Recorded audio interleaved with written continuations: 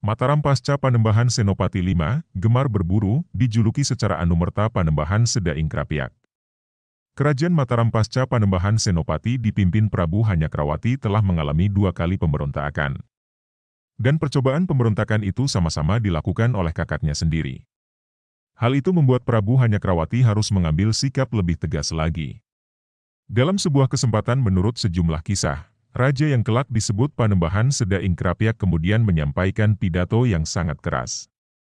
Hal itu terjadi dalam ritual Siniwaka pada hari Senin yang ditujukan kepada seluruh keluarga kerajaan beserta para bupati. Dalam pesan itu raja menegaskan keraman merupakan perbuatan yang memalukan, terlebih bagi keturunan Panembahan Senapati. Karena tidak mencerminkan sikap seorang kesatria Mataram. Barang siapa masih melakukan perbuatan melanggar paugeran kerajaan membuat rongrongan atas kedaulatan Sang Nata, akan dijatuhi hukuman berat. Setelah peristiwa itu, Mataram di bawah kendali Prabu Hanyakrawati relatif stabil dalam menjalankan roda pemerintahan. Bahkan dari berbagai sumber kisah tutur memberikan cerita, adanya pengiriman pasukan tempur sejumlah 150.000 dari Mataram menuju ke Surabaya. Prabu Hanyakrawati juga dikenal sebagai pemberani sebagaimana Panembahan Senapati, sehingga pemberangkatan pasukan ke Surabaya boleh jadi dimaksudkan untuk invasi dalam upaya perluasan wilayah Mataram. Selain itu, Surabaya ketika itu menjadi salah satu pusat kegiatan VOC dalam upaya menguasai Jawa dari arah timur.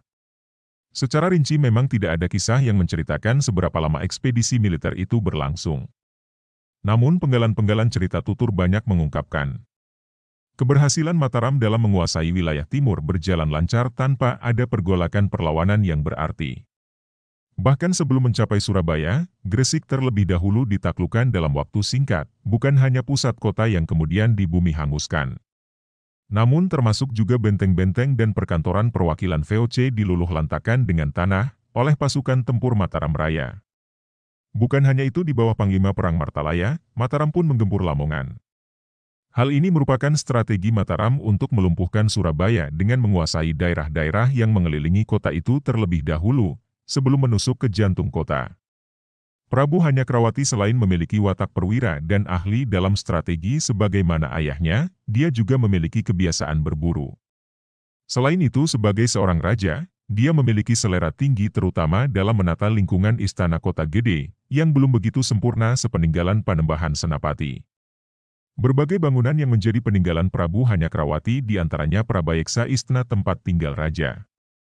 Kemudian sebuah taman yang indah dibangun yaitu Danalaya, yang konon dilengkapi dengan kolam sedemikian indahnya. Pada kurun waktu kisaran 1610 konon Prabu Hanyakrawati memerintahkan untuk membangun sejumlah lumbung berukuran besar di Gading. Banyak spekulasi yang kemudian menafsirkan, sejumlah bangunan lumbung itu diperuntukkan menimbun bekal bahan pangan bagi raja dan para pendereknya sewaktu melakukan perburuan kidang. Dapat dipahami kegemaran berburu bagi Prabu Hanyakrawati bukanlah sekadar liburan pendek, namun menjadi semacam bercengkrawa yang membutuhkan waktu lama. Sehingga membutuhkan persiapan pangan yang cukup bagi semua abdi dalam dan prajurit yang menyertainya. Bukan hanya olahraga fisik seperti berburu dengan menunggang kuda dan memanah yang menjadi kegemaran Sang Nata. Raja Mataram ini pun sangat menyukai olah rasa dengan menekuni sastra dan sejarah. Pada masa pemerintahannya dimintalah seorang dalang asal Kedu bernama Panjang Mas untuk membantunya dalam penulisan sastra yaitu Babat Demak. Sejarah tidak banyak memberikan informasi terkait dengan penyebab wafatnya Prabu Hanyakrawati di Krapiak. Konon banyak yang menyebutkan kematian Prabu Hanyakrawati dikarenakan kecelakaan, tafsir yang kemudian berkembang dalam menerjemahkan kecelakaan itu bisa jatuh dari kuda atau terkena senjata ketika berburu.